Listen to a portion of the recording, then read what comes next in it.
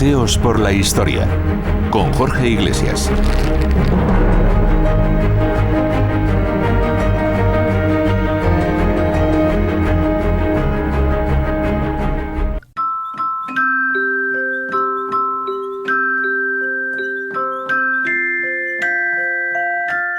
Jugar, algo intrínseco a un niño. La sorpresa llega cuando retrocedemos varios siglos en el tiempo y nos damos cuenta de que muchos de los juguetes de nuestros días eran ya entretenimiento de los niños de la antigüedad. Comenzando por el primero y más básico, el sonajero era ya usado para entretener a los niños de la antigua Roma. Objetos tan cotidianos como la peonza, el yoyo y algunos ya en desuso como el que les contaba antes de la taba, servían como instrumento de adivinación en la Hispania del gran Imperio Romano. Unos objetos que, aunque terminasen sirviéndonos de entretenimiento, comenzaron teniendo un solemne uso religioso.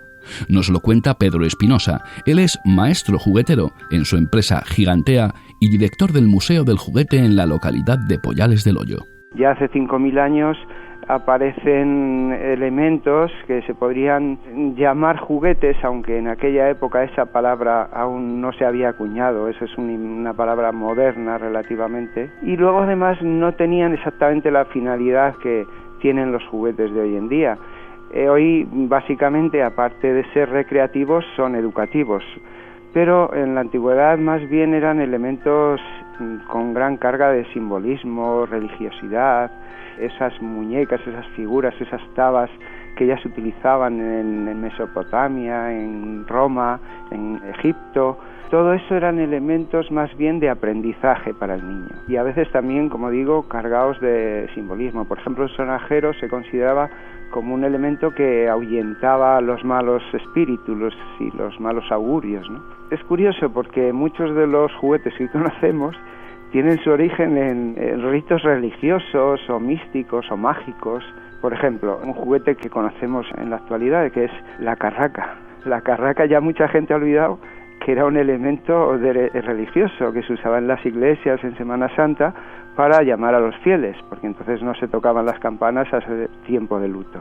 Y así todo, la peonza era un objeto que traía la fertilidad, los dados eran un objeto de adivinación, como las tabas, la cometa se usaba para elevar las oraciones al cielo. O sea, casi todo son elementos que usaba el adulto y que el niño asume y recoge intentando imitar a los adultos, pero también sobre todo se divierte y aprende, claro.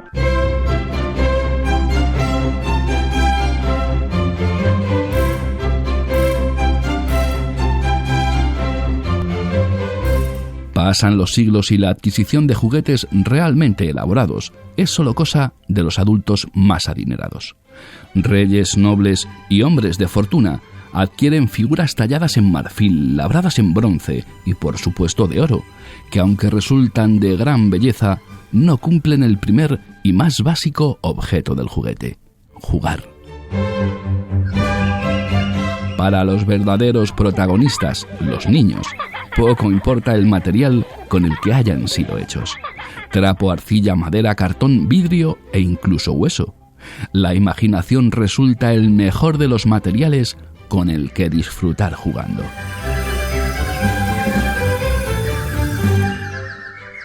Entre los siglos XVIII y XIX encontramos el primer gran paso hacia la popularización del juguete, algo con el que dejará de ser un objeto exclusivo para convertirse en un poco más asequible a todos los bolsillos.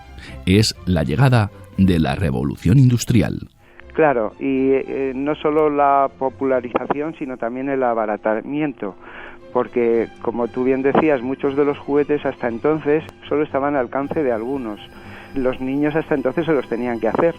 Y, bueno, pues llega el artesano primero y llega la industria. Claro, aquí la industria en España llega un poco con retraso, ¿no? De hecho, pues casi un siglo después. En España es en 1905 cuando la fábrica Payá, que eran unos hojalateros al uso, se convierten en jugueteros al ver un poco lo que se estaba haciendo en el resto del mundo, sobre todo en el mundo industrializado.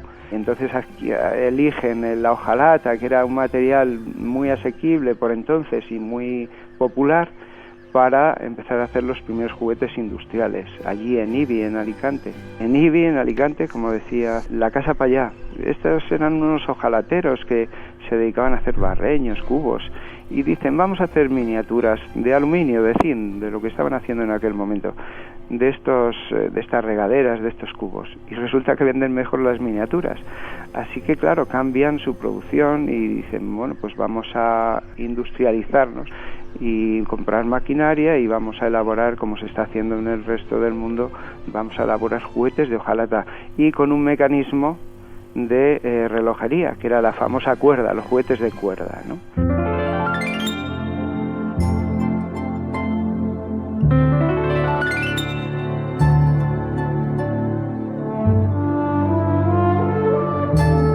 De cuerda, movidos por vapor y adaptándose a los adelantos de la época, la empresa de Rafael Pallá da el pistoletazo de salida a la creación de una verdadera industria en España. Como bien nos dice Pedro y antes nos recordaba Javier Urra, la localidad alicantina de Ibi se convierte en el centro neurálgico del comercio juguetero español. Desde allí, los hermanos Pallá y poco después la empresa Rico surten a los niños españoles de todo tipo de miniaturas hechas de hojalata. Cochecitos, motocicletas, barcos, trenes. Este pequeño pueblo valenciano sufre una auténtica y maravillosa revolución que lo pone en boca de los grandes empresarios del país. Pero esperen, llevamos ya unos cuantos minutos hablando sobre juguetes y aún no hemos hablado de uno de los más importantes, la muñeca. Mariquita, Mariquita Pérez, dinos guapa, ¿qué vestidos tienes? ¿Qué te pones tú para salir? En enero, en marzo y en abril. Desde luego, si hablamos de historia del juguete y de muñecas, no podemos olvidarnos de la más importante, la Mariquita Pérez. Sí, Mariquita Pérez es una muñeca importante, pero también poco asequible para la gran parte de las niñas españolas. Era una muñeca cara, valía 80 pesetas cuando un sueldo base de aquella época era de 150. O sea, muy pocas niñas podían acceder. Sí que había unas mariquitas sucedáneas, digamos, que son aquellos recortables con las que las niñas pues podían vestir a sus muñequitas de papel o de cartón como máximo. Y hay también esos recortables se les llamó mariquitas porque muchas de ellas reproducían la imagen o similitud con Mariquita Pérez.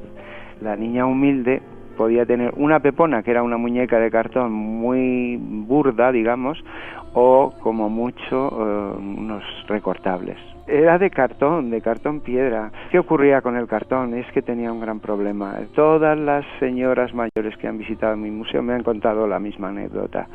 Yo tuve una muñeca de cartón y no se me ocurre otra cosa que meterla a lavar en la bañera.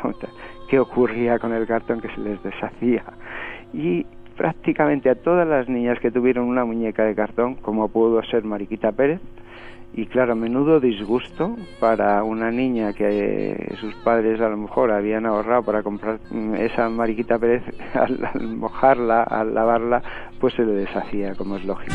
Mariquita, Mariquita Pérez, dinos guapa, ¿qué vestidos tienes? No queremos ni imaginar el disgusto de esa niña al mojar su muñeca. Y el de los padres, 80 pesetas, ni más ni menos. ¿Qué hacer? Todos así me pueden ver. Unos disgustos que terminarían con la llegada de un nuevo e innovador material, el plástico. La aparición del plástico en los años 50 cambiaría para siempre a la industria juguetera. Un material mucho más resistente, con el que se reducían los costes de fabricación y, por lo tanto, el precio final del producto. Ahora sí, en la década de los 60, el juguete finalmente se democratiza. Deja de ser solo cosa de las familias más pudientes para entrar en la mayoría de los hogares españoles. Premie el esfuerzo de su hija. Cualquier día es el indicado para obsequiarla con una muñeca deseada, una Toise. Es deseada porque anda, mueve la cabeza y parece una niña de verdad. Son muñecas Toise. Muñecas como el bebé Tumbelino, Celeste, Rabietas, Nancy y la maquilladísima Señorita Pepis.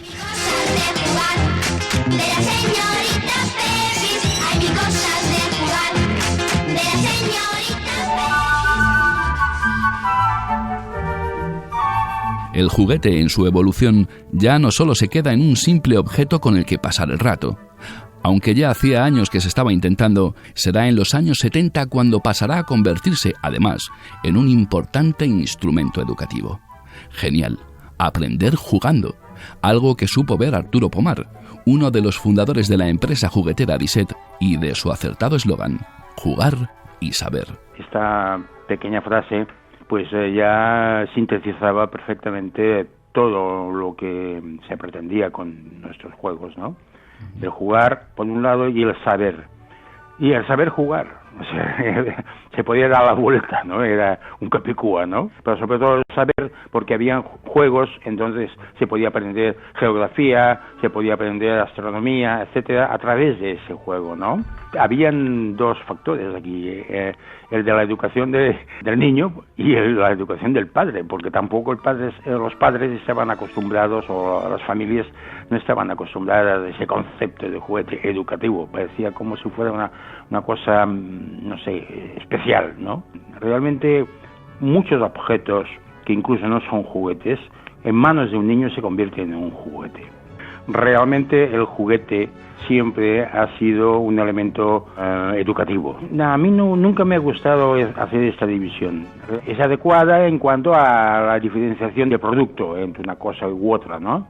No es lo mismo un juguete que es una ametralladora, evidentemente, que un juego en donde el niño tiene que participar de una manera directísima, ¿no?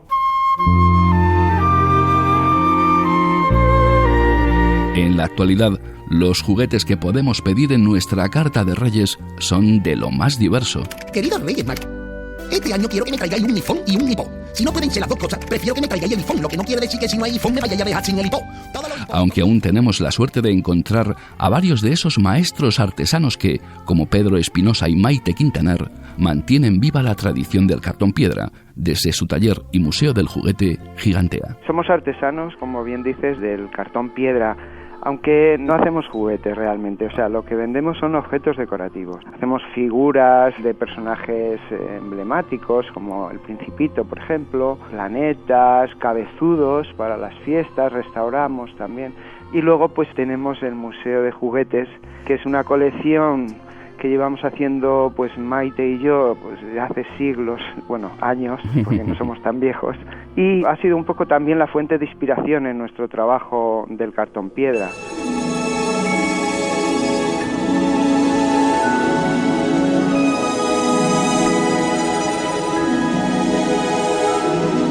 Hasta aquí nuestro pequeño homenaje a esos objetos con los que tanto hemos disfrutado. Y en unas horas, cuando sus majestades estén a punto de llegar, pregúntense si han sido buenos. Seguro que sí. Feliz noche.